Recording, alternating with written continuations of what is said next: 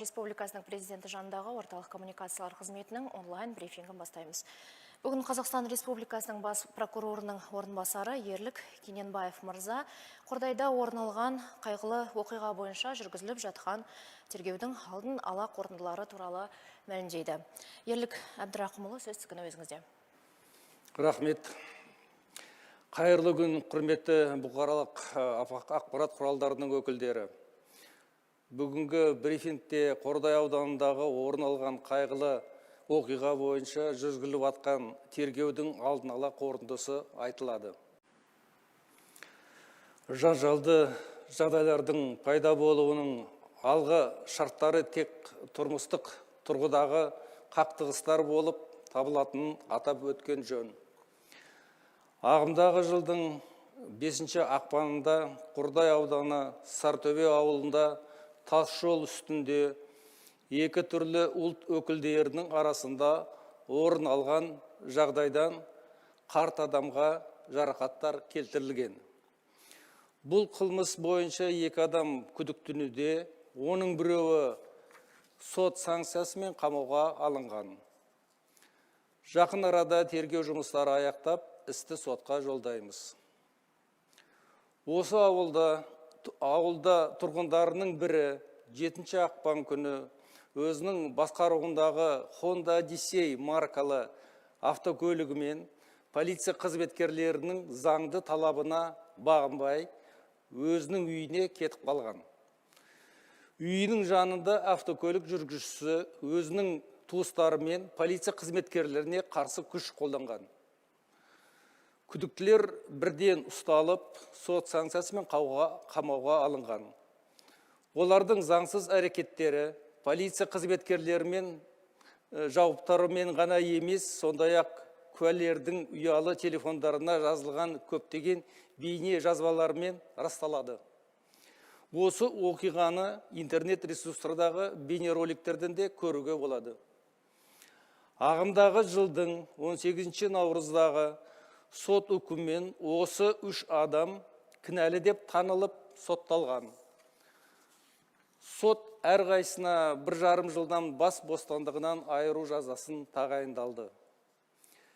Орын алған оқиғалардан соң ауданның жергілікті тұрғындары әлеуметтік желілер және мессенджерлер арқылы жағымсыз хабарламаларды жібере бастады. Бұл жағдайда криминалдық элементтер пайдалана отырып, мессенджерлер арқылы әлеуметтік алауыздықты насихаттап, зорлық-зомбылық әрекеттерін жасауға шақырған. Жалған ақпараттардың ықпалына түскен көрші елді мекемелердің басқа облыс және қалалардың тұрғындары топтасып, Сортөбе мен Масаншы ауылдарына келе бастаған. Сөйтіп, 8 ақпанда қараған түні аталған ауылдарда жаппай тәртіпсіздік басталып, ол күш қолдану, тонау, мүлікті бұзу, өртеу және жоюмен ұштасқан. Өкінішке орай зардап шеккендер де бар. Біздің 11 азаматымыз қаза тапты. 192-сі әртүрлі дене жарақатын алды. Оның ішінде 19-ы полиция қызметкерлері. 168 тұрғын үйлер, 122 автокөліктер бүлінген және өртенген. Полиция күштерімен, ұлттық ұлан, оның ішінде басқа аймақтардан келген қызметкерлермен сол күні жағдай бақылауға алынып, ахуал тұрақтандырылды. Аталған барлық фактілер бойынша қылмыстық істер қозғалған.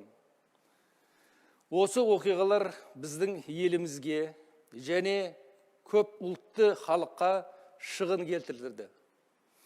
Бүгінгі күні мемлекеттік басшысының тергеудің толықтығын және объективігін, барлық кінәлі тұлғаларды жазаға тартуды қамтамасыз ету жөніндегі тапсырмасына сәйкес прокуратура және ішкі істер органдарының қызметкерлері қатарынан құрылған ведомство аралық жедел тергеу тобымен жаппай тәртіпсіздік мән-жайы тергелуде.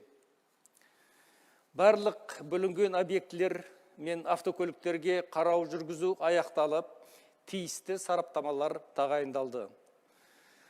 Қылмыстық істерді тергеу шеберінде сот санкциясымен 7 тұлға қамауға алынған. Бүгін Жамбыл облысы, Алматы және Шымкент қалаларында жаппай тәртіпсіздікке белсенді қатысушылардың ұстау бойынша арнайы операция жүргізілді. Оның нәтижесінде 25 адам ұсталды. Олардың ішінде қазақтар, дүнгендер және қырғыздар бар. Оның 7-еуі бұрын сотталған. Істердің тергелуі жалғасуда және біздің ерекше бақылауымызда. Барлық процессуалдық шешімдер заңнаманың қатаң сәйкестігіне сай қабылдануда. Жиналған дәлелдемелерге бізбен тиянақты талдау жүргізілді. Жаппай тәртіпсіздікке қатысушылардың әрбірінің рөлін баға берілуде. Осы жағдайды пайдалана отырып, отандастарымызға айтарым: құрметті қазақстандықтар, сіздердің қылмыстық істердің тергелу барысын тек ресми дерек көздеріне ғана сенім артуды, әртүрлі арандатушыларға берілмеуді сұраймын. Жалған мәліметтерді таратуға және жолдауға жол бермеу қажет. Сот төрелігін жүзеге асыруға және сотқа дейінгі тергеу жүргізуге кедергі жасаған үшін Қазақстан Республикасының Қылмыстық кодексінің 407 бабымен қылмыстық жауапкершілік көзделгенін түсіндіремін. Бүгін толық сеніммен Қордайдағы жағдай тұрақты деп айта аламын. Назарларыңызға рахмет.